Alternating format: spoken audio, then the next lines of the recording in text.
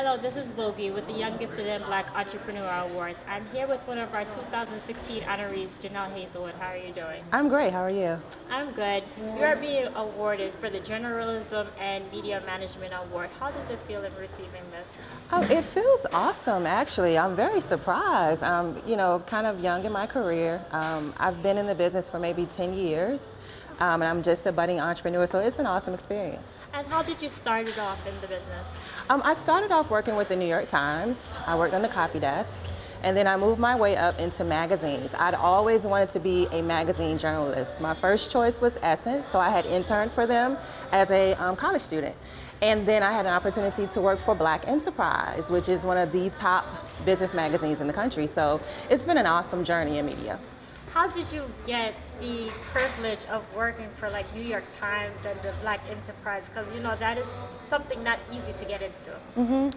Whenever I speak with young people and I speak during motivational speeches, I always talk about how most of my life is by faith and by accident.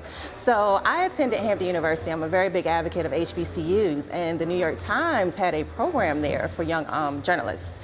So I had an awesome mentor. His name was Don Hecker, and I knew I wanted to do something in the world that would bring me a lot of money in my salary. And people are like, well, media, how do you make money from that? Yeah. So he came in and he told me that copy editors there at the time made 60 grand a year. Now that's a lot of money at the time for an entry level position. I said, hey, where do you sign up, So I did that program, the New York Times Student Journalism Institute, which is still around today actually for minority and Hispanic students.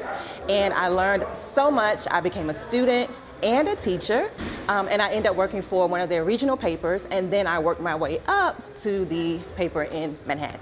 So what advice do you have for the younger people that's actually going to college right now and saying that they have a lot of loans and when they come out they don't really have a job? Like what advice do you have for them?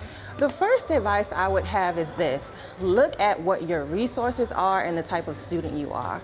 Some of us aspire to go to certain schools simply based on what our parents want us to do or what the prestige will afford us. But sometimes maybe we should go to community college first, build up those grades, get those scholarships, and then transfer into one of the bigger schools. You know what I mean? So I would first suggest that. Always go for the resources, not the prestige, not just the prestige or just the name of what your parents want you to do. And the second thing I would say is find alternative scholarships. There are so many out there that if you went out on your own, looked up a couple of books, researched on Google, you can find so many different alternative scholarships.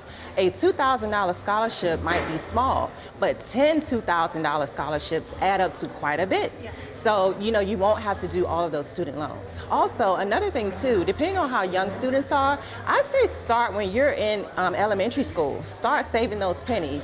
Start a business, start saving for yourself as well as your parents in terms of what college you want to go to. So be an entrepreneur, take your coins and start saving those when you're like 10, 11, 12 years old, and you'll have a nice seed fund for your college education. So let's talk a little bit about your business, the Boss Moves. Well, the Boss Moves started as something that I saw in my time in media. Oftentimes, I would deal with a lot of very innovative, bright, brilliant entrepreneurs, but they didn't know quite well how to brand themselves, how to pitch themselves to media. And also, I saw quite a few don'ts in terms of, getting yourself out there and exposed. So I said, instead of complaining, become a resource. A friend of mine motivated me to do that because sometimes I would gripe about, why would someone send me this type of pitch? It had misspellings, it wasn't addressed to the right person, just various things I saw as mistakes. So I said, you know what, instead of complaining, I would be a resource. So I started the Boss Moves, which is a consultancy for women and minority-owned businesses. It helps them with their branding, their social media management, and other business development tasks that they need to do, because many small business owners are more focused on the day-to-day running of their business. They may not be focused on the nuances that will keep them in the game for a long time. Okay, so what struggles do you face in dealing with these new clients now with consulting? Oh, wow, that's an awesome question. Okay, so dealing with entrepreneurs, especially even myself, we're very stubborn people, and we also feel like we can take on everything on our own. Also, we want to go from here, 0 to 100, so quickly, and you have to scale your business, you have to scale your career even, you have to scale everything you want to do, right? So sometimes the biggest challenge is having people to be more realistic about their goals and actually setting tangible accountability. Because sometimes entrepreneurs, like I said, they'll get so caught up in the day-to-day that they don't deal with the nuances that will keep them in business, right? So you're kind of running that rat race. You're like someone running on a treadmill backwards. You know what I mean? So that's one of the biggest challenges. Some of my clients, I'm like, okay, I know you want to be at Oprah status, but we have to get to the first million first, you know, before you can get to the billion. So just getting them to be more realistic and scale their businesses is a challenge, which I actually love, because I'm the person that will reel you in and say, okay, we set this goal for this month. Let's go ahead and handle that, and then we can move on to the next multi-million-dollar goal. So what should we be expecting from you in the future? In the future, 2016, I mean, I love this because 2015 was an awesome year for me. I was able to start my business, get off on my own.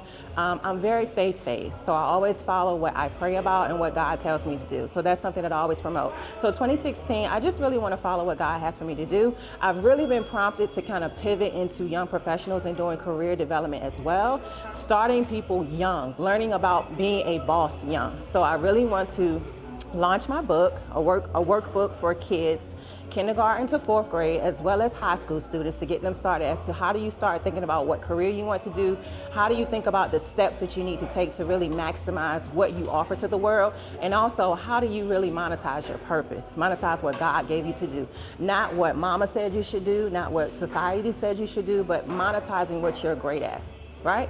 So that's something that I really want to promote in a book this year, so I definitely have to finish that. I also started a new website, so it'll be more of a resource for entrepreneurs, women, and young professionals. Because like I said, I really want to pivot into young people getting a head start in knowing how to strategize your career and your entrepreneurship. When I was growing up, I had no steps, no blueprint to what I'm doing now. I literally, like I said, my only goal was to make a lot of money, make my parents proud, and that was it. So literally, I could have been a circus act making $1 million. I'm like, hey, I'm making my parents proud and making a lot of money. So I really want to empower other young people at a young age to know you can make money off of what you're great at and what you're passionate about. What keeps you up at night? You know, I meet so many people who are creatives, and they're saying, well, how can I make money off of being a person who knows how to speak? Or how can I make money off of doing something more creative? So that's something I'm really working on for this year. Well, I want to thank you, and we hope to see more of your work in the future. Mm-hmm. I mean, we're going to be seeing you at the 2016 YGB Awards. I mean, thank you for the excellent work. All right, thank you. Thank you.